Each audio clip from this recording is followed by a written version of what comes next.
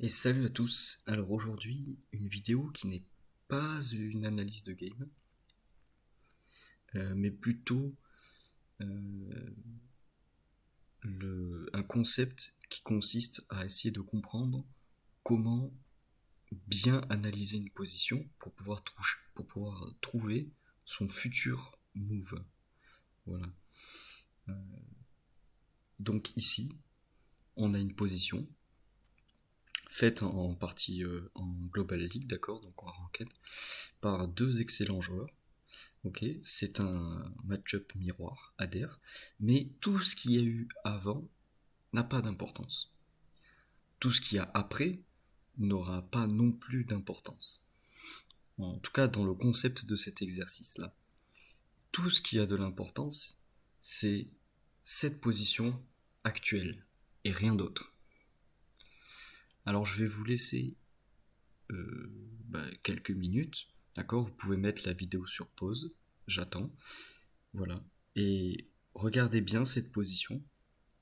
Essayez d'analyser si vous étiez à la place du coup de Deadly Shadow, qu'est-ce que vous feriez, pourquoi vous le feriez et comment vous le feriez. Ensuite, ouvrez le Move Planner et puis proposez une position.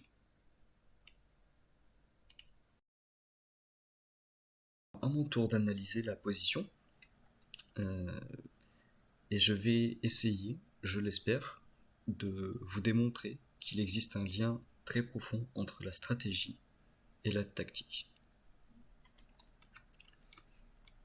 Premièrement, dans cette position, on peut voir que les blancs, on va les appeler les blancs et les noirs, comme aux échecs, d'accord.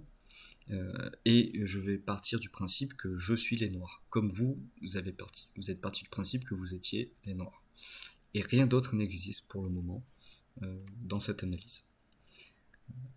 Donc, les blancs ont 3 tanks actifs, les noirs en ont que 5, d'accord, parce que les 2 tanks qui sont là ne sont pas actifs, puisqu'ils sont sur les bases. Euh, Ensuite,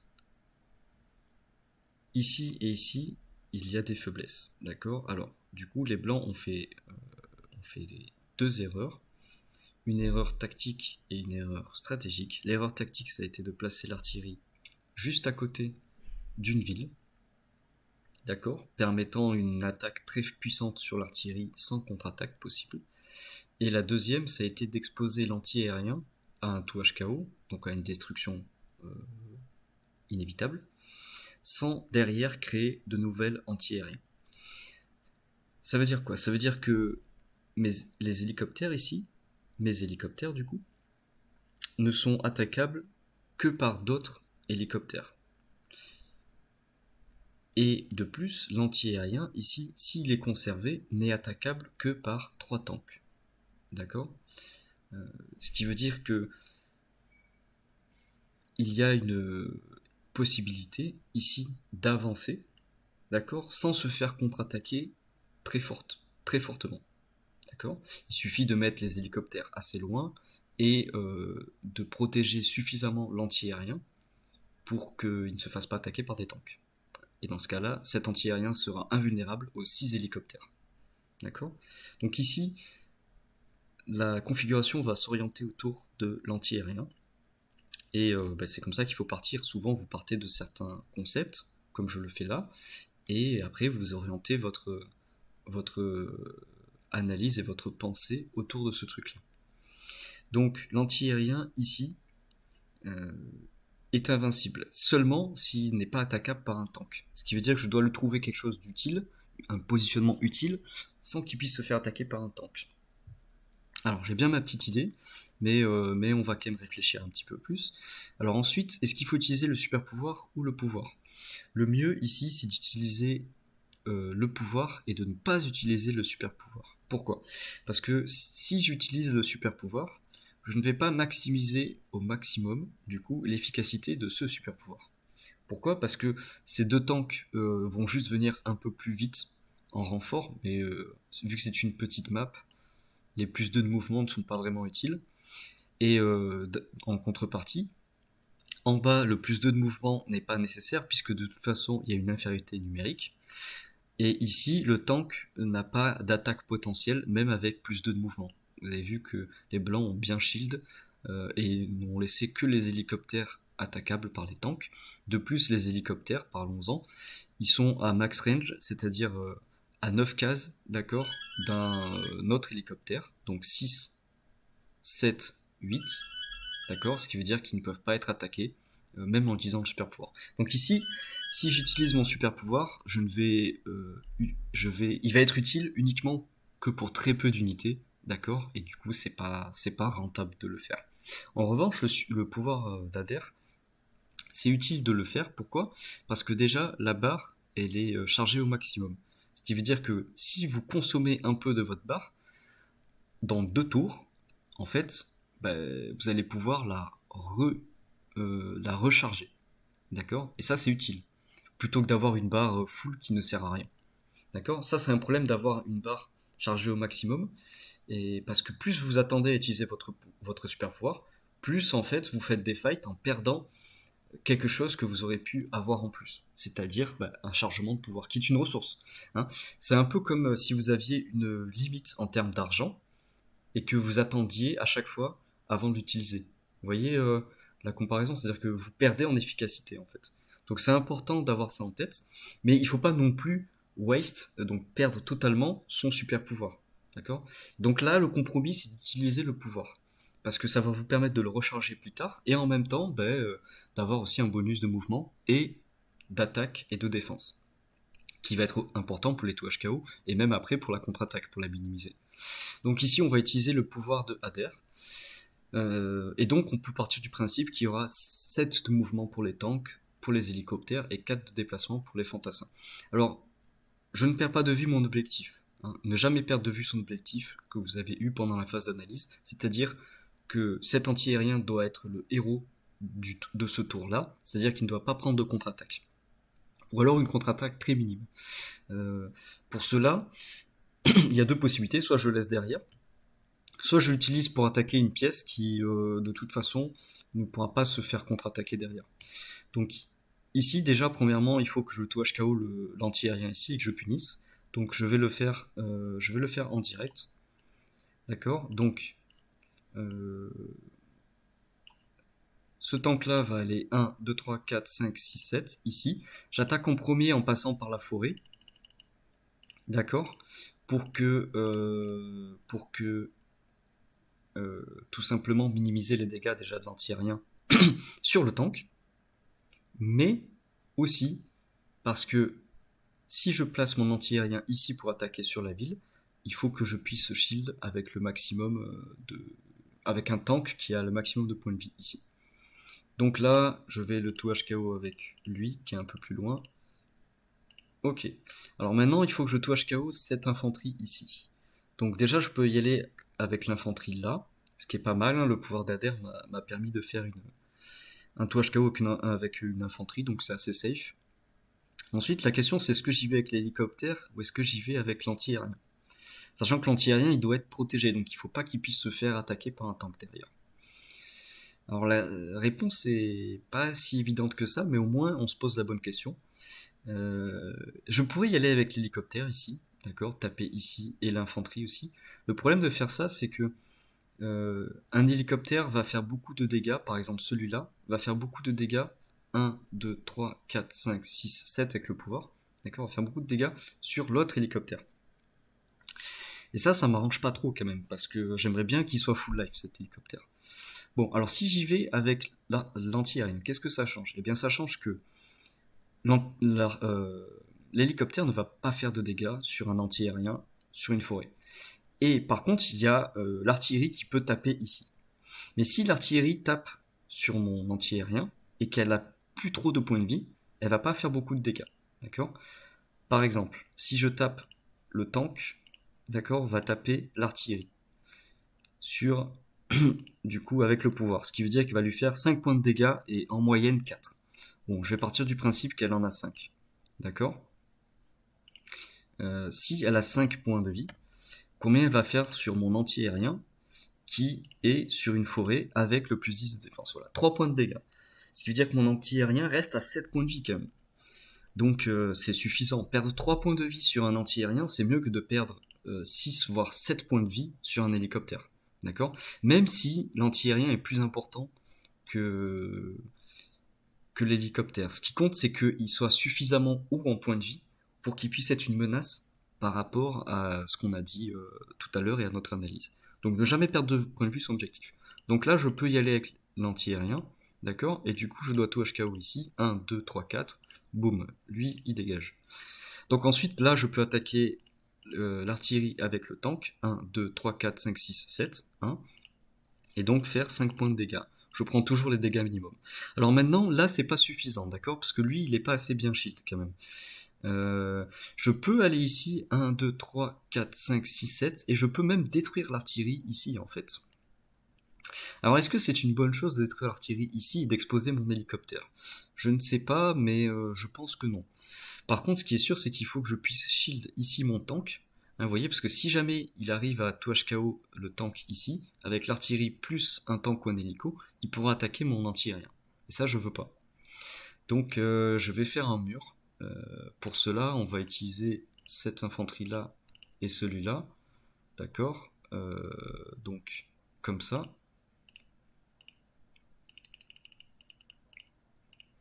Ensuite, lui, il va shield là. Voilà. Ici, plutôt, c'est mieux. Donc là, là j'ai bien shield, d'accord? Parce qu'il ne peut pas passer sur... Il doit passer d'abord sur l'infanterie, puis ensuite tout HKO le tank. Sachant que ici c'est très difficile de le faire, d'accord? Cela dit, il peut le faire, mais s'il le fait, bon, il faut qu'il utilise l'artillerie. Et du coup, il pourra pas taper mon anti-aérien. D'accord? Je vais peut-être plutôt le mettre là quand même. Voilà. Ensuite, on va rapprocher l'arrière. 1, 2, 3, 4, 5, 6, 7. D'accord? Ensuite, il faut trouver une bonne place pour l'artillerie. Je pourrais la mettre là, l'artillerie. Mais il faut que je trouve un shield suffisant, d'accord, si je la mets là. Or, ici, il y a quand même pas mal d'hélicoptères assez menaçants, et il y a aussi les tanks, donc je vais préférer le shield 1, 2, 3, 4, 5, 6. Nickel, je le shield ici. Lui, il va aller là. Ensuite, lui, il va aller là. Lui, 1, 2, 3, 4, il va aller là. Ensuite, lui, on va le rapprocher du centre, il va aller là. Et lui, il va aller sur la ville. Hein.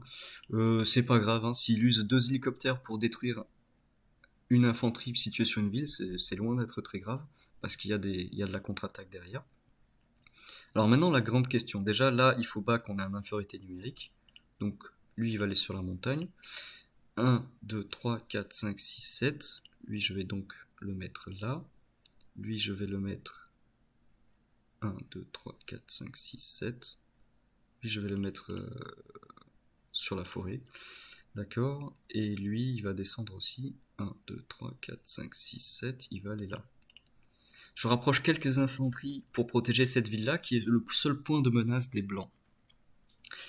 Alors ensuite, les tanks. Donc les tanks, il faut conserver une position agressive. Donc 1, 2, 3, 4, 5, 6, 7. Parfait. Et lui, il va aller là. 1, 2, 3, 4, 5, 6, 7, oui. D'accord, voilà. Alors maintenant, les hélicoptères. Donc lui, je pourrais le mettre par en bas. Si on a un peu peur, on peut le faire. Mais moi, j'ai pas peur. Je vais le rapprocher du centre. De toute façon, ici, s'il met une infanterie sur la ville, je peux tout HKO cette infanterie. Et puis, après, j'ai le temps de voir. Je peux build un hélicoptère en urgence, etc. Bon, alors ensuite, maintenant, qu'est-ce que je fais de cet hélicoptère? Est-ce que je vais dessus ou pas? Si j'y vais, je détruis l'artillerie. Mais est-ce que ça m'arrange de détruire une artillerie? La réponse est non. Pourquoi? Parce que son artillerie est déjà affaiblie. D'accord? Donc, si je détruis son artillerie ici qui a 5 points de vie, je lui laisse déjà 7 cases libres, ok? Et puis une attaque potentielle sur mon hélicoptère, avec un de ces hélicoptères en renfort par exemple. Du coup, c'est pas vraiment utile d'utiliser un hélicoptère pour détruire une artillerie mid-life, sachant que derrière elle va se prendre une contre-attaque. Donc je préfère garder cet hélicoptère. Alors par contre, je veux toujours qu'il ne passe pas de ce côté, d'accord?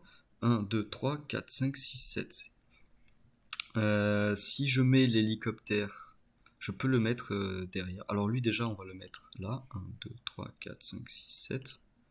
1, 2, 3, 4, 5, 6, 7. Je prends en considération le fait, bien sûr, que les blancs n'auront pas le super pouvoir d'Ader. Hein. Mais ici, c'est clair. Hein. Il vient d'utiliser son pouvoir, ils n'auront pas le super pouvoir au prochain tour. Donc je peux me mettre à 8 cases de distance plutôt que 9 pour être sûr de ne pas être attaqué. Et ensuite, il faut trouver cet hélicoptère. Le placement, eh bien, je vais le mettre ici, je pense. Ici ou ici? Ici, je suis sûr de ne pas me prendre d'attaque. Je vais le mettre là. 1, 2, 3, 4, 5, 6. Ah ben non, je peux pas le mettre là, donc ici. Voilà. D'accord, très bien. Ensuite, les builds. Alors, comme je vous l'ai dit, ça par contre, c'est important. Il a construit un seul anti-aérien qu'il a exposé. Derrière, il n'a pas fait d'anti-aérien.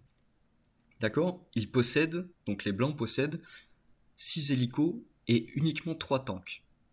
À partir de ces informations-là, normalement, vous êtes censé pouvoir trouver le meilleur build possible. Et ici, le meilleur build possible, c'est donc de profiter du fait qu'il n'y a pas l'anti-aérien, d'accord? Et que, en plus, vous êtes en supériorité de tanks, d'accord? Parce que vous avez 7 tanks actifs. Cette fois-ci, les tanks qui sont actifs, parce que vous venez de les déplacer, ils ne sont pas sur des bases. Et du coup, 7 contre 3, bon, c'est une grosse supériorité, parce que même si les blancs répondent au prochain tour en construisant 2 tanks, ils seront encore en infériorité numérique. Donc ici, la meilleure chose à faire, c'est de créer un hélicoptère et deux infanteries, et l'hélicoptère, on va le créer ici, puisque c'est là qu'on attaque. Ici, il serait un peu trop passif, surtout que j'ai pas peur trop de cette ville, parce que j'ai encore des infanteries pour, et je peux me permettre d'attendre un tour. La menace, elle est là. Voilà. Et du coup, ici, je peux appuyer sur la pendule. Et alors vous voyez, du coup ici, voilà, c'est la fin du tour. Ma position proposée, c'est celle-là.